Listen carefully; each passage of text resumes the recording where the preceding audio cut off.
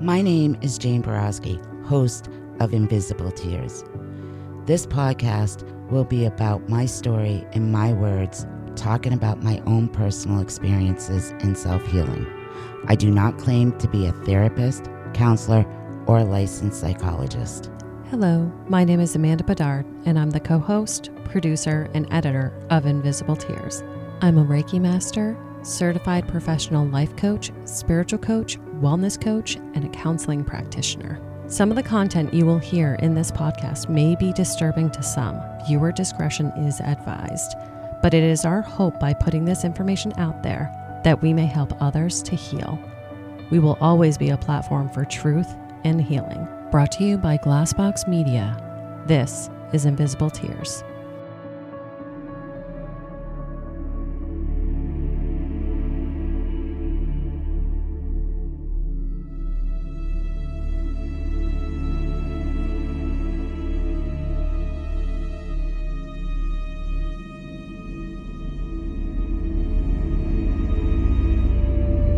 Welcome to Invisible Tears.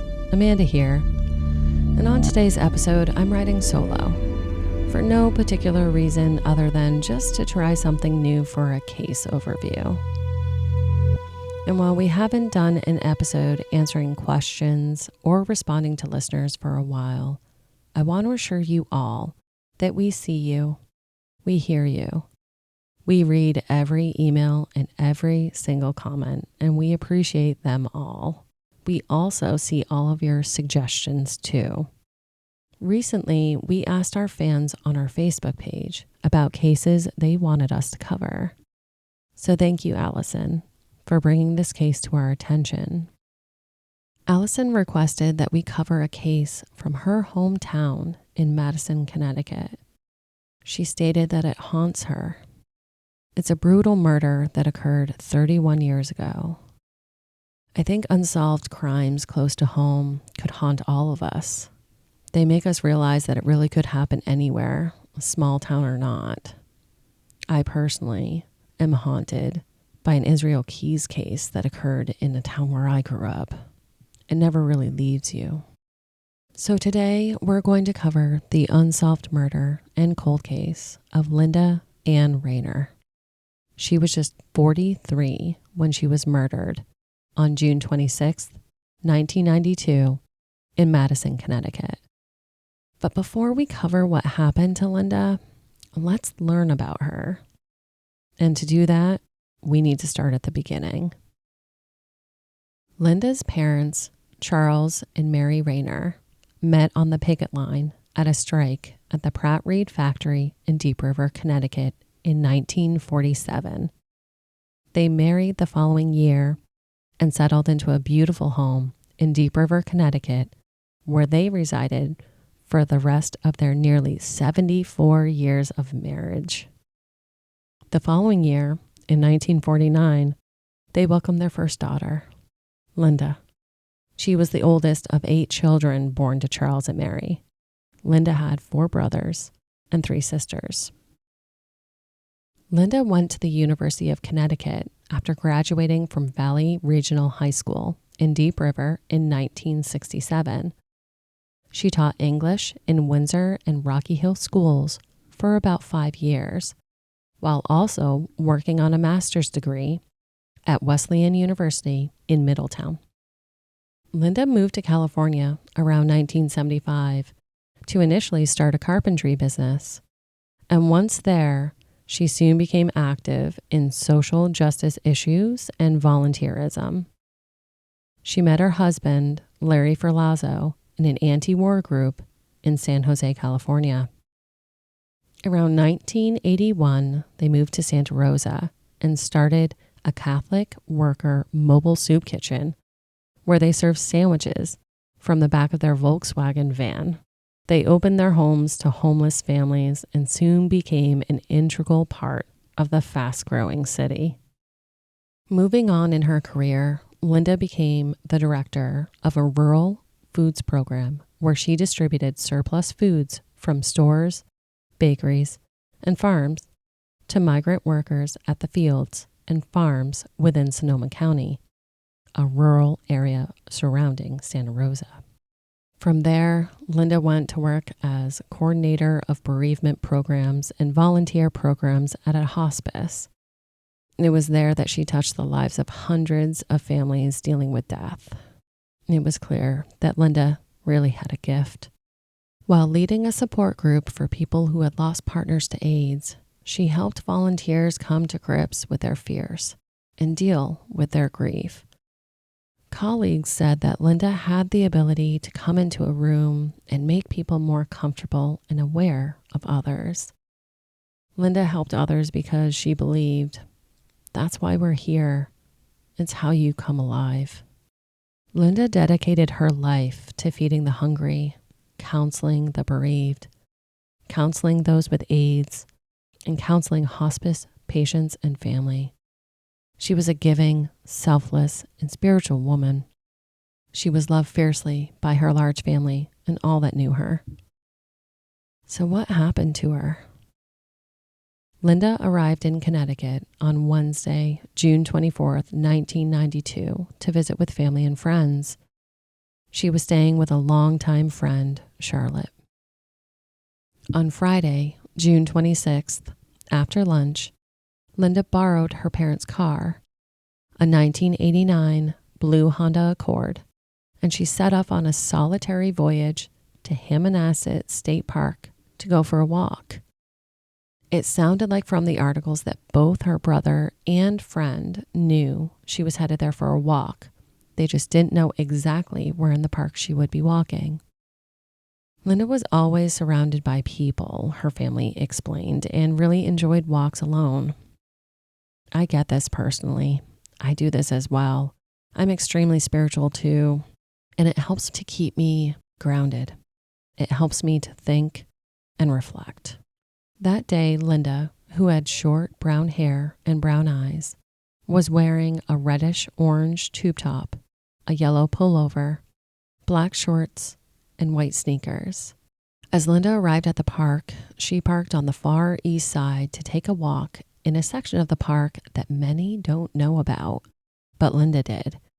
It was a familiar spot from her childhood, called Meg's Point. Fishermen knew of this spot as a perfect place to cast for sea bass. So as she followed a path through salt marshes to a spit of land that pokes out of Hammonasset like a finger, she arrived at her destination. It's a rocky section of beach. The way the articles described this location, it sounded like a secluded and quiet place, perfect to sit and watch the ocean. Linda was supposed to pick up her parents where they worked in Chester at 4:30 p.m. 4:30 came and went, and she never showed.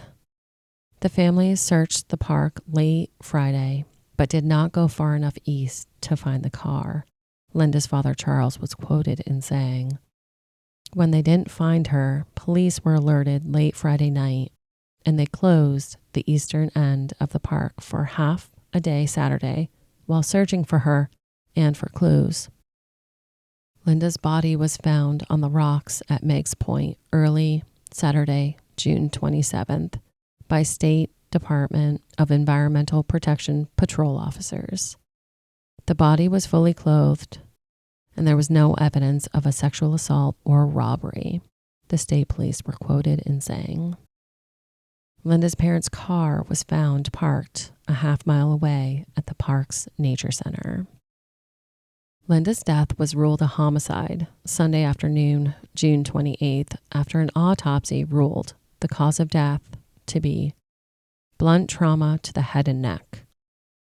The police are quoted in saying that the injuries to Linda were too severe to have been from a fall and could have been caused by a rock, a tree limb, or another blunt object.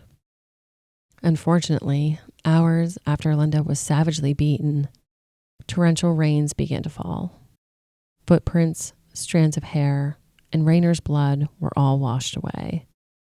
What little evidence police were able to collect from the crime scene has been analyzed by the State Police Forensic Laboratory and the FBI, but those tests were unable to establish a DNA link between Linda and any suspected killer.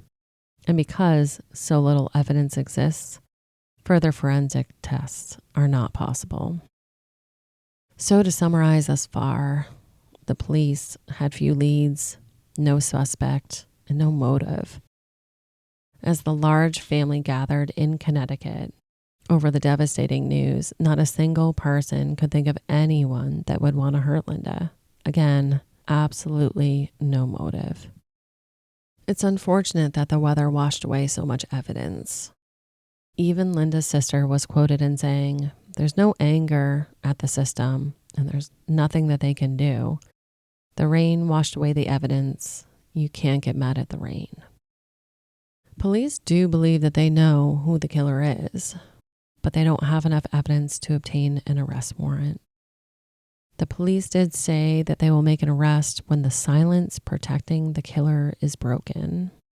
Investigators believe that a member of the killer's family or an acquaintance knows what happened. We'll be right back after a quick word from our sponsors. And now back to our episode. Linda's family is satisfied that the police have done all they can do, but they still worry that her murderer will strike again, inflicting on others the unbearable pain that they feel. But it sounds like they've made some sort of peace with her passing, and even the person that caused it.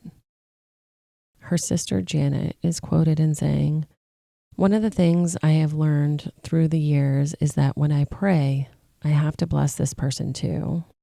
If I don't forgive him, I walk around with the weight of it for the rest of my life." As I sit with this comment, I wonder if I could do this. I wonder if you think you could too. I agree with her comment, and I've always said that forgiveness is a gift to yourself, not the individuals you're forgiving, because hate weighs heavy on your soul and your heart. But still, if my brother were murdered, I wonder if I would be strong enough to do this without answers or justice. I would hope that I would be, but I just don't know. So before we get into any theories of whom might be responsible for Linda's murder, I want to share a couple of interesting stories that I found her friend Charlotte, her husband Larry, and her sister Janet shared with reporters. These are interesting stories because of the timing of them and when they occurred. And if you've been listening to this podcast for a while, you all know that I am very much in tune with synchronicities. I pay attention to the universe and I pay attention to messages. So I thought I'd share these. Linda's sister Janet dreamed about a murderer lurking on a rocky beach 2 weeks before she was killed. She was actually quoted in saying, "The whole thing about the dream was that our family could not see the murderer. He kept going around the corner every time we got close." I'm sure this dream haunts Janet and it stuck with her over the years. I do firmly believe that this was a bit of a premonition though. And the fact that they couldn't see him and he kept hiding out of sight in the dream speaks to the difficulty of being able to determine who the killer was. I don't know if anyone in the family thinks this case will ever be solved, and I certainly don't want to say that they're okay with that, but I do think that they've come to terms with that. Larry, her husband, had a conversation with Linda before she was murdered about reading that someone was murdered and was bludgeoned to death. He recalls that they talked about what must be going on in the person's family. I think this story helps to speak to the type of compassionate person Linda was. It's also a bit eerie that this other person was murdered and bludgeoned, just like Linda was. And then, the night before Linda died, she and her friend Charlotte, that she was staying with for her visit, went for a long walk. Charlotte explained that Linda had a close friend whose daughter and son-in-law had been killed in an accident. And Charlotte remembered Linda talking about the uncertainty of life and how we must live for the moment. She stated that we are remembered by the good that we do. The timing of this conversation is just so eerie. Linda truly believed that you are remembered by the good that you do, and she really embodied that. She was a really compassionate person. So now we can circle back to some possible suspects. So the suspect that investigators focused on was a Middletown man with a history of exposing himself. But the police have not been able to make any arrest because there is no evidence. I couldn't find a name as I was digging for the suspect, and I don't believe the name was ever made public. Another person that was investigated but never named as a suspect was convicted murderer Harold Mead. Now, that name may sound familiar to some of you, especially if you're in the Connecticut area, because he was sentenced to 3 consecutive life terms in prison after being found guilty of 3 counts of first-degree murder. This monster bludgeoned 3 young, mentally handicapped persons to death in 1969. Harold took these victims to a wooded area and beat them to death with rocks after they had taken a walk in a park in New Haven, Connecticut. Those victims were William White, who was 20 at the time, Sandra Hedler, 15, and Donna Schilter, 23. They were found dead behind a ventilator shaft of West Rock Tunnel. And now when found, William White was actually still alive. He was taken to the hospital, but ended up dying 17 days later. Now, Harold Mead was sentenced in 1972 for these 3 horrific murders. So you may be asking yourself, why was he investigated for Linda's murder? He was in jail. It's a great question, too. And the answer may shock you a bit, as it kind of shocked me, too. A pre-1995 furlough policy permitted inmates to be released to a sponsor for 24 to 72 hours. Over the span of 13 years, Harold Mead got 184 one-day furloughs and 68 weekend furloughs. Yep, that's right. Out of prison for a break, I guess you could say. During his furloughs, he met and married his second wife. And to celebrate their second anniversary, Harold rented a cabin near Hammonasset Beach on the weekend that Linda was killed. Investigators weren't able to come up with evidence linking him to Linda's death. It's important to note, though, that he was never granted another furlough. The policy ended up changing.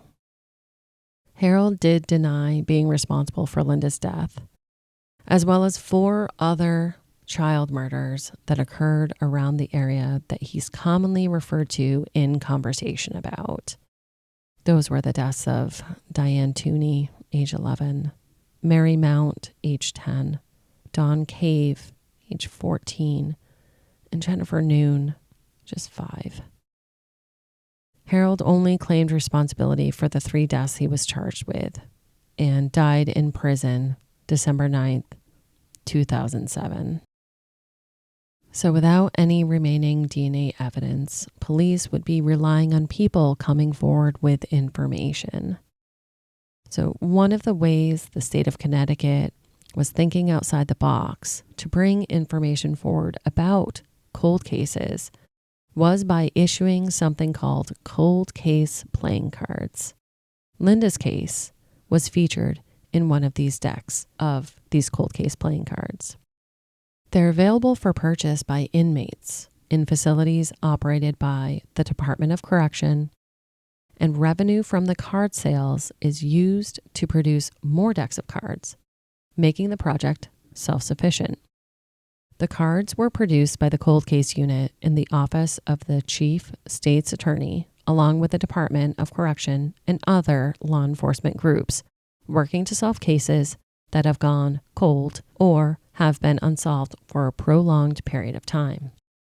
Each of these cards features a photograph, brief details about the case, along with telephone, mail, and email contacts that the inmates can use to supply information.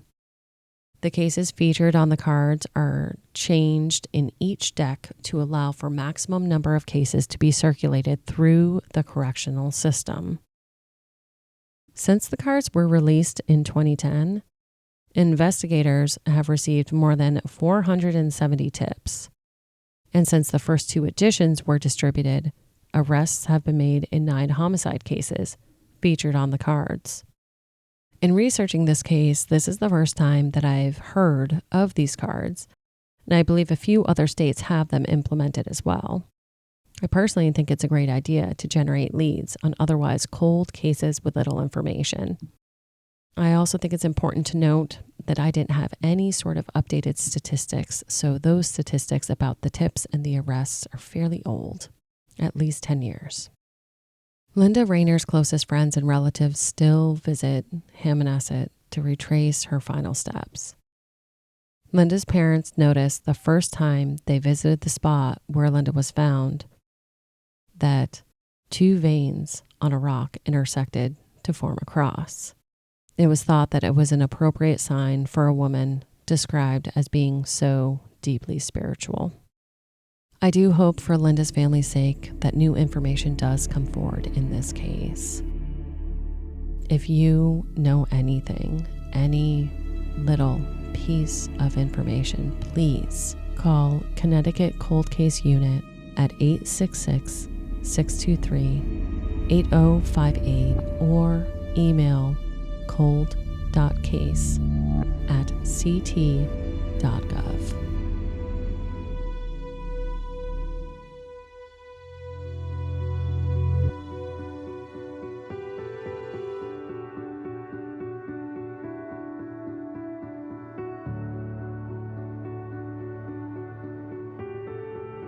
Thank you all so much for listening to this episode of Invisible Tears. Make sure you subscribe to our podcast to hear all future episodes. Click into our link tree too in the episode description to find and follow us on all our social medias.